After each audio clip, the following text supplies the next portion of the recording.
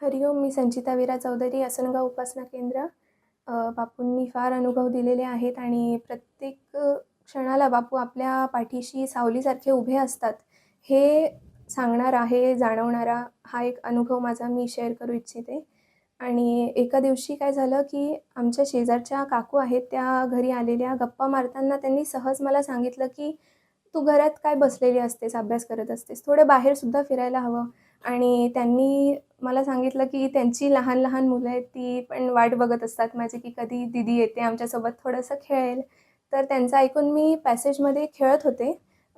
त्या लहान मुलासोबत खेळत होते आणि खेळता-खेळता काय झालं, की माझा पाय एका छोट्या चपलीवर पडला आणि मी प्लाझो घातलेला असल्यामुळे मग माझा पाय सटकला आणि मी पाठीवर आदळून पडले आणि माझ्या मणक्याला फार जोरात मार लागलेला होता. इतका जोरात मार लागलेला होता, की माझा आवाजच निघत नव्हता आणि मला काही बोलताच येत नव्हतं. मला आईला हाकसुद्धा मारता येत नव्हती. मी फक्त असंच म्हणत होते, की "बापू, तुम्ही माझ्यासोबत आहात ना? तुम्ही मला सांभाळून घ्या."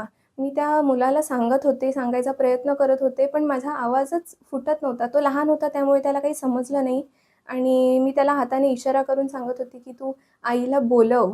तेवढ्यात आई आणि काकू बाहेर आल्या. त्यांनी मला पडलेलं बघून त्या घाबरल्या आणि त्यांनी मला येऊन विचारलं, की "काय झालंय?" मला हलतासुद्धा येत नव्हतं. मला हालचाल करता येत नव्हती.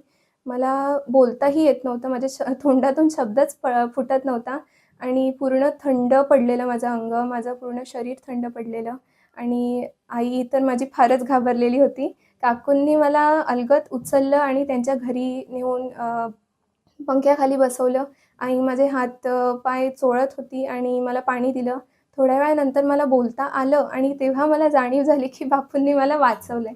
जर थोडंसंही मी मागे पडले असते, तर माझ्या डोक्याला जो शूरॅकचा जो कोपरा होता, लाकडी शूरॅकचा कोपरा होता, तो माझ्या थेट डोक्याला लागला असता आणि काहीतरी मोठं घडलं असतं. पण बापूंनी ते टाळलं आणि खूप खूप अंबज्ञ आहे मी बापूंसाठी. आणि अजून मी जेव्हा डॉक्टरकडे गेली, माझ्या आईने मला डॉक्टरकडे जेव्हा नेलं, तेव्हा डॉक्टरसुद्धा म्हणतायत, की "एवढ्या जोरात जर तू पडली आहेस मणक्यावर, तर तू हळू-हळू का होईना तू चालू तरी कशी शकतेस?"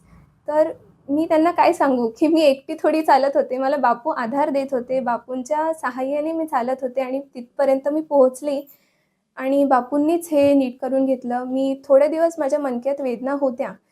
तर मी बापूंना म्हणतच होते, की मला आता सहन होत नाहीये. मी हॉस्पिटलला जाण्याच्या मार्गावर होते. मी जातच होते दुसऱ्यांदा हॉस्पिटलला, की ह्या वेदना कमी होत नाहीयेत. तर मी बापूंना सांगत होते, की "बापू, मला आता सहन होत नाहीये. हे तुम्ही आता पूर्णपणे बरं करा."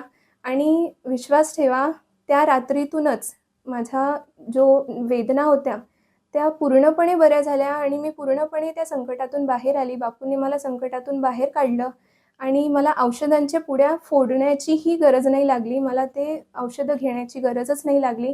बापू कसं आपला जेव्हा संकटामध्ये आपण असतो, आपला आवाज जेव्हा हरवलेला असतो, बापू कसा आपल्या मनातलंही ऐकतो आणि आपल्याला सहाय्य करतो. आपण आपल्यासोबत नेहमी असतो, याची जाणीव मला तेव्हा झाली. खूप खूप अंबज्ञ बापू. हरिओम श्रीराम अंबज्ञ.